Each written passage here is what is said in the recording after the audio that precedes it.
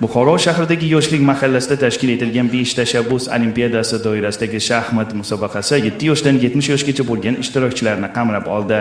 Bolalar keladi, o'ynaydi, mazza qiladi, hordiq chiqaradi. Bu juda kerakli. Bu miyani charxlaydi. Bu shaxmat degani matematikani yaxshi bilish kerak. O'shandagina shaxmat o'yinini juda yaxshi biladi. Bizning vaqtimizga matematikalar endi bor edi, kuchliroq, endi o'zi qaraymiz, 70 ga kiramiz, endi ozgina bo'lsa ham qiynalamiz, lekin bular juda kuchli.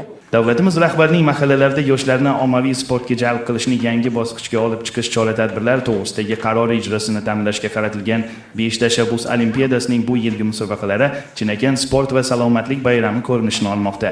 Ushbu o'yinlar orqali yana yuzlab yangi iste'dodlar kashf etilishi musobaqalarning yanada e'tiborli ekanidan dalolat. Shaxmat bo'yicha 3-sinfimdan beri 5 yil davomida o'ynab kelaman shaxmat. Respublika bosqichida ishtirok etganman. Hozirgi musobaqada 5 kishi bilan o'ynadim, 5 kishini ham yutdim. Men yana niyatim shu sekret bosqichdan birinchi o'rinni olish, shahar bosqichiga chiqish, u yoqdan ham yaxshi o'rin olib, viloyat respublikada o'ynash.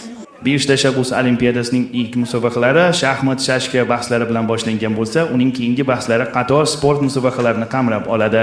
Madaniyat yo'nalishida bor, sport yo'nalishida bor, kitobxonlik yo'nalishlari ko'p 5 tashabbus olimpiadasini hozir shaxmat musobaqasi.